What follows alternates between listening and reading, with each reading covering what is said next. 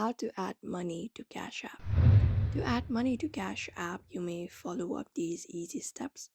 So open up the Cash App first on your screen and you can directly tap on the balance icon or dollar sign on the bottom left corner of the home screen.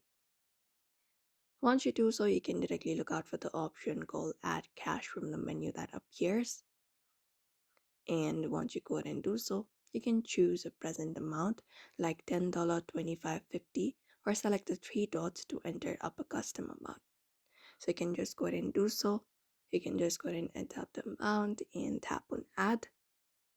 Once it is done, you can just go ahead and follow the prompts to complete the transaction, which may include a PIN or Face ID verification or even adding it from your debit card number. So just go ahead and follow up the process. And once it is completed, the money should be added to Cash App very easily. So that is it for today's video. You may also follow up the same process if you'd like to add money to Cash App. So I hope this information was helpful. Give it a thumbs up and subscribe for more tips and tutorials.